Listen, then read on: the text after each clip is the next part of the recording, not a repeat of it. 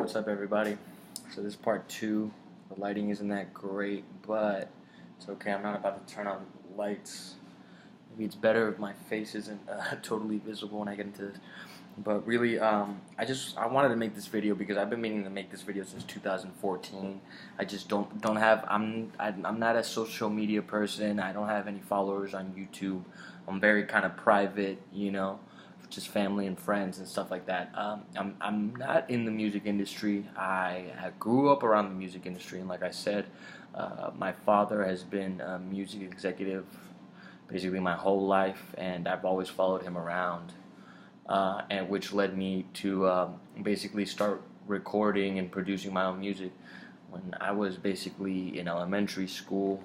I'm a big fan of music in general. I'm a very big fan of Cash Money. I'm a very big fan of Southern rap, and that's why I want to clarify this, because personally I feel like Birdman has done a lot for me in entertainment-wise. He's produced a lot of things for me, and when I hear people talk arrogantly without really knowing, just confidently saying the most hateful, spewing the most ignorant shit on the internet, talking shit about Birdman, especially after that Breakfast Club interview. I mean, Birdman's a really tough man. He's gone through a lot. He's kept everything together with everyone accusing him of all kinds of shit, and that was him on the verge of breaking down, and he didn't even really break down. He was there for 5 seconds just saying, "Hey, fuck you guys," in the most classy way a man can before he's about to emotionally break down, and he didn't even break down. He kept it together and came back from that. So I'm a very big Wayne fan. Like I said in the last video, when Drake first came around, late 07, early 08, before he dropped the mixtape and the album, I was like, who the fuck is this white guy acting like he's black? I wasn't so sure, the whole Canadian thing, and I knew a lot of Jamaican Canadians and stuff, but Drake wasn't even acting Jamaican back then. I was like, who the hell is this guy? So, and then I saw his contract come to terms. I saw him negotiate it. I saw him make money off of it. I saw it advance to where it is now, to the point where he's actually sustained Cash Money's revenue for the past 4 years, okay?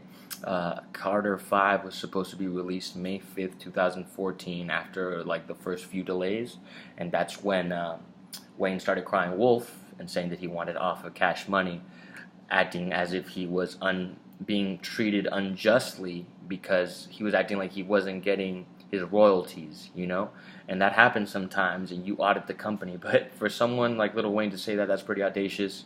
I don't know if you guys know the structure of the Cash Money Young Money deal, but when Cash Money did the renegotiations with Universal, they signed them to $100 million,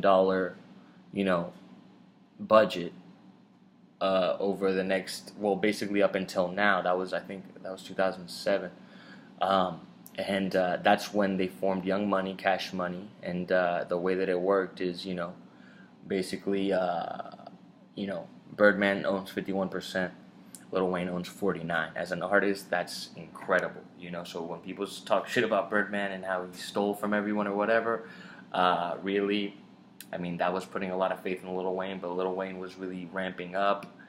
He had, that's after the Carter 2. You guys remember before Carter 3, he was just freestyling on everything, letting go of all his rhymes, and that's when he stopped writing forever. And just laptop rap is what I call it, doing every verse,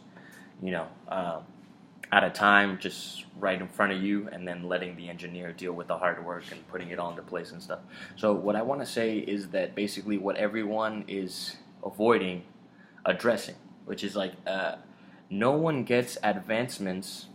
No one, not even Drake gets, I mean, we're not going to break down Drake's deal right now, but no one was getting advances for albums the size of Lil Wayne. No one was getting promised, $10 million advances, with $5 million up front and then $6 million after. It should be $5 million, but I think he got like $2 million bonus. They work around those deals like that. So basically, those $100 million went real quick, and most of them went to Lil Wayne, is what I'm trying to say. And in the music industry, it's something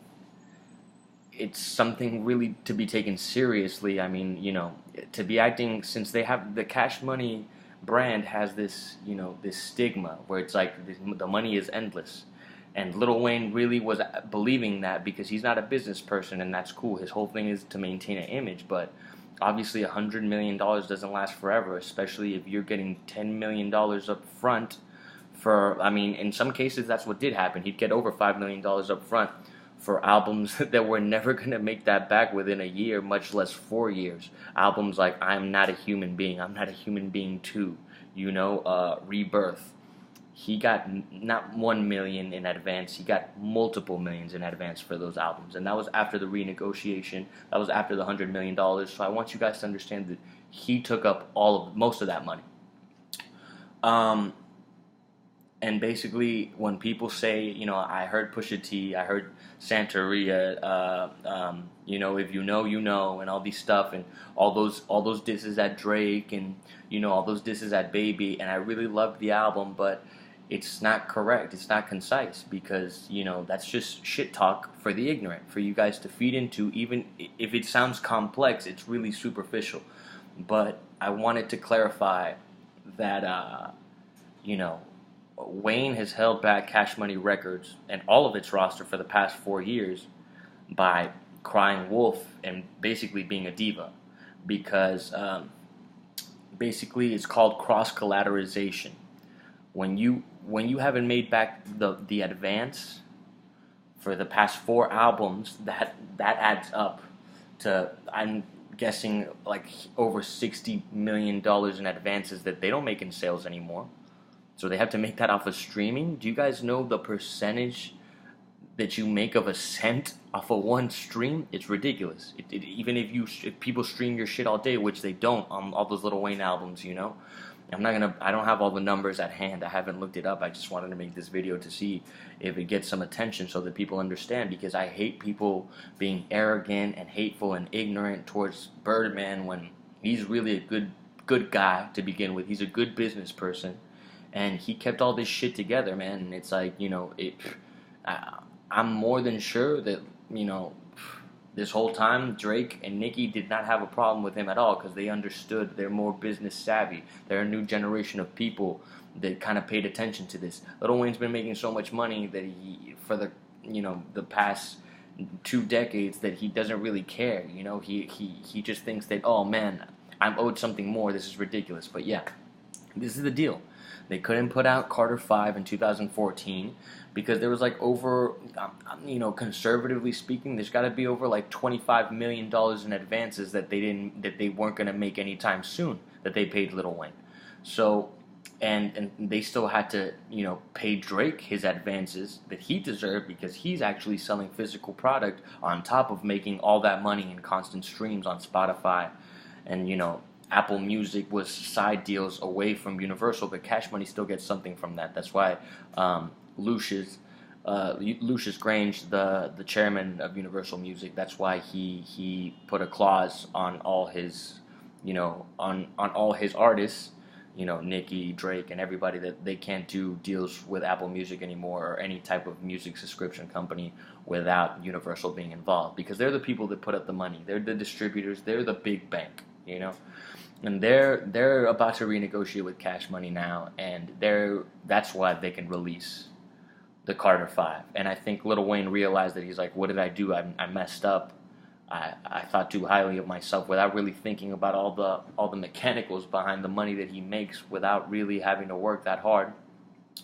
And he realized, oh man, it's best that I just show Birdman love, and we get back on track to renegotiating this deal with Universal. I think he realized that, yeah, he was the king.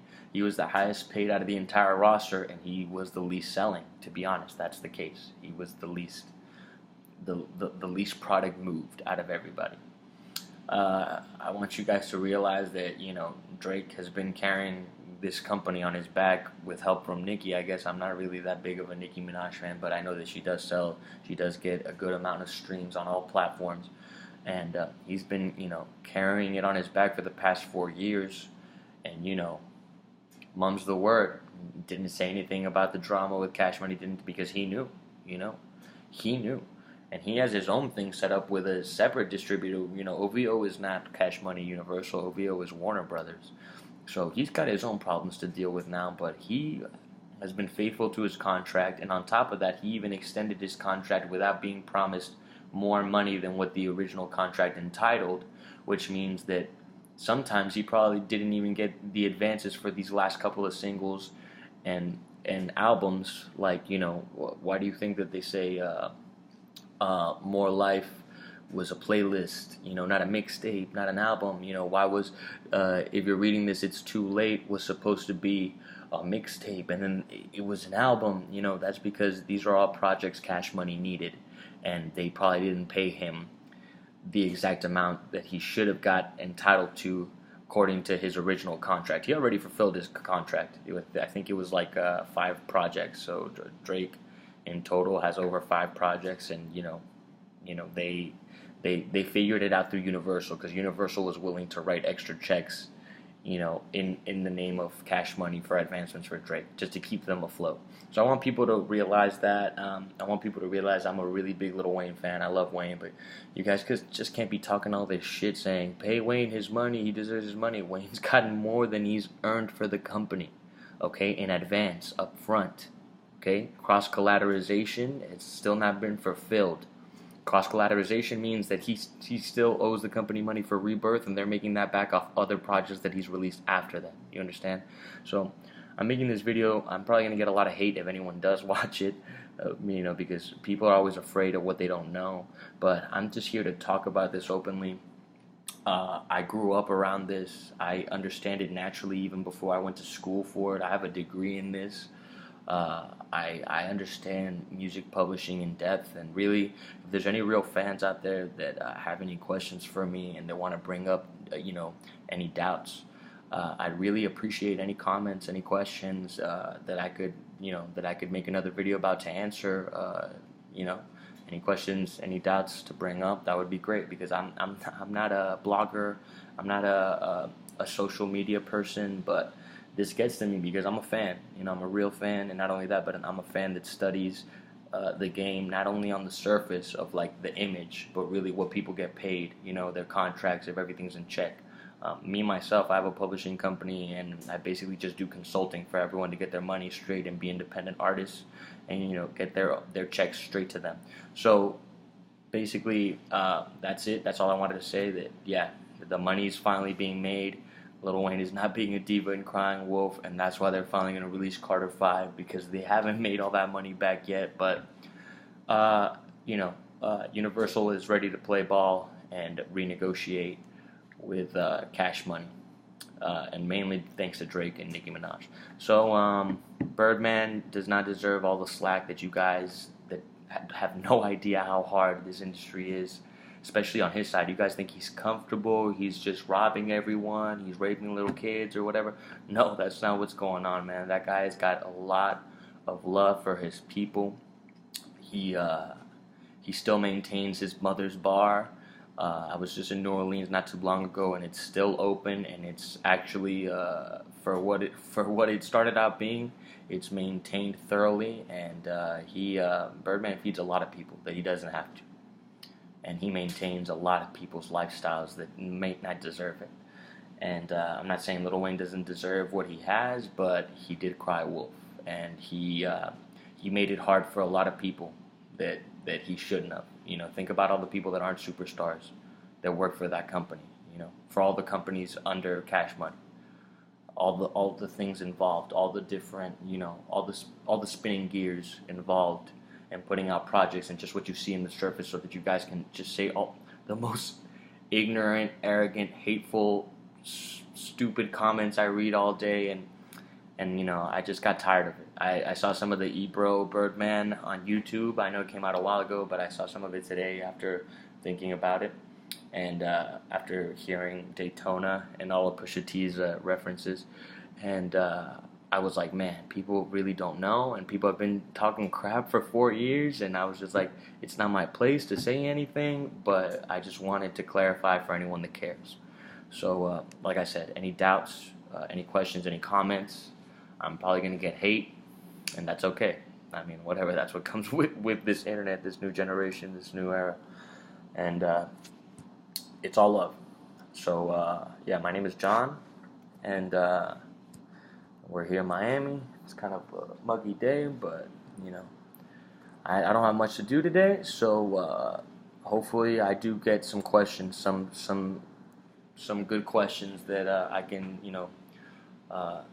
delve into another video. So if you watch this, thanks for watching.